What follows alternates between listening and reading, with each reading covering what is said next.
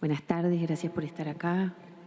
Bueno, ¿qué les voy a contar que ustedes no sepan? Es de público conocimiento, me anoté todo porque mi cerebro es el cerebro de una madre con 2 niñas con discapacidad. Ya sabemos cómo funciona eso.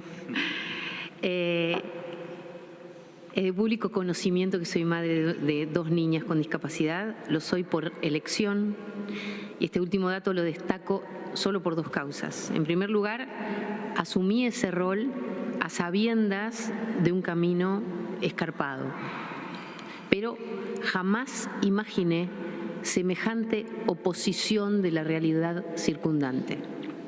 Imaginen por un segundo el impacto que se revela para una familia que espera un hijo neurotípico y recibe un ser limitado por el sistema, porque, todos lo sabemos, la limitación es el sistema y no la condición de la persona neurodivergente. En segundo lugar, lo destaco porque las condiciones de mis 2 niñas son en grandísima medida el resultado del abandono de un Estado históricamente ausente, sin políticas de salud que contemplen, por ejemplo, el seguimiento del embarazo y el posparto de una mujer que vive en la calle, ni mucho menos la salud, los derechos básicos y la integridad de niños y niñas nacidos bajo esas condiciones. Ni hablemos de la educación.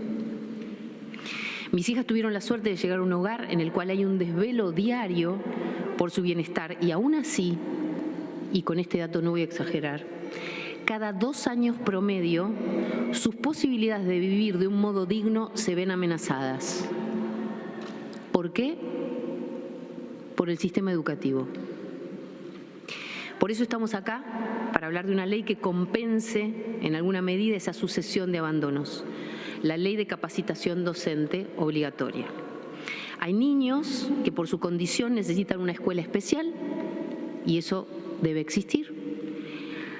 Hay otros que necesitan educación no formal, o sea, por ejemplo, un centro terapéutico educativo.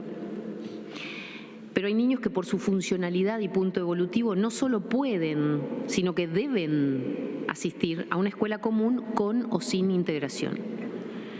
Mis hijas han tenido maestras y maestros hermosos que las han llevado hasta donde ellos pudieron, no hasta donde mis hijas hubieran podido. ¿Por qué? Porque tenían buena voluntad, empeño y un corazón inmenso, pero no tenían ni idea. Sería demasiado largo detallar cada mojón de un derrotero desalentador. Podría citar algunos, acá tenía un montón, pero nada que ustedes no sepan y tenemos poco tiempo. Podría detallar, digo, solo para que la gente que escuche esto, los responsables de legislar esta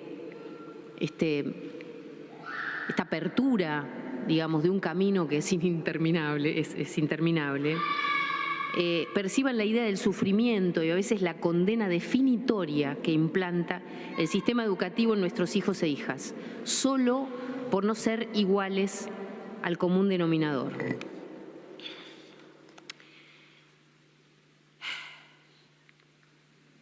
En fin. El triste corolario de maestras de jardines y escuelas varios que aún con buena voluntad un día te citan a una reunión, lo deben haber escuchado varias veces, y te dicen, ya no podemos acompañar a tu hijo o hija porque no tenemos herramientas. Y ese nene o esa nena que se apegó a sus compañeros, que siente un espacio de pertenencia, que ama a su maestra, simplemente tiene que irse, en general, a alguna institución con un marco que no le sirve, pero que por lo menos lo aloja. Y allí van niños y niñas que podrían leer, escribir, hacer música, jugar, crear objetos, aprender a usar el dinero, por ejemplo, o independizarse en ciertas áreas, a quedarse en casa mirando tele o yendo a un centro de día a, no sé, lijar tacos de madera, hacer huerta, cosas muy nobles cuando un chico no tiene mayores herramientas, pero cuando hay potencial esto es muy duro.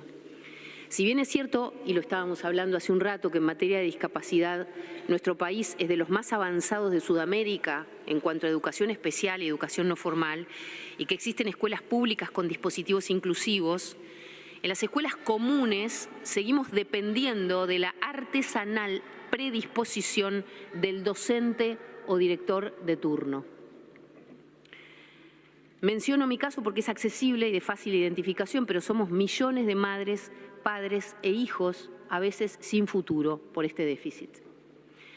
Somos madres que luchamos con prestaciones acotadas de obras sociales para que logren caminar, hablar, chicos con un potencial a veces mayor de lo que el sistema les ofrece, madres y padres que luchamos con un mundo que rechaza a nuestros hijos, con el macabro interrogante de qué será de ellos cuando no estemos, cuando los senadores, cuando los legisladores que voten por esta ley escuchen esto. Sería bueno que sepan que sus hijos en general seguramente se van a recibir de alguna profesión, que estudien, van a tener una vocación, van a tener un futuro.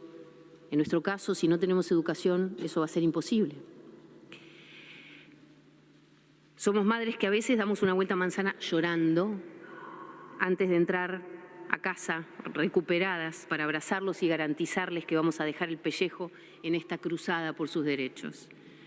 Hay una frase que une un par de mundos a los que pertenezco, y es la última frase que dice la protagonista de Un tranvía llamado Deseo, una obra del inmortal Tennessee Williams.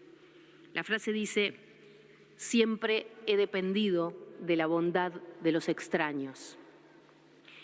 Bueno, necesitamos políticas educativas que garanticen que nuestros hijos e hijas no van a depender de la bondad, sino de leyes que los contemplen como individuos dignos del derecho a desarrollar su máximo potencial. Y esto involucra en infinidad de casos a la escuela común, a docentes, a directores y directoras que deben tener la comodidad de saber cómo accionar, porque este proyecto de ley es para ellos, no es solamente para nuestros hijos, es para los docentes.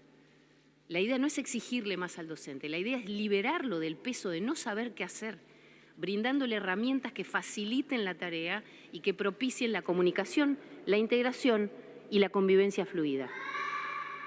Tal como están las cosas, si Stephen Hawking hubiera nacido en Argentina en 1942, probablemente hubiera terminado su vida en una cama lleno de escaras. En cambio fue físico, cosmólogo, divulgador científico mundialmente conocido. Lo limitante es el sistema, no la discapacidad, porque la diferencia en ese caso fue pura y exclusivamente la educación, por una ley fácilmente aplicable de capacitación docente obligatoria. Muchas gracias.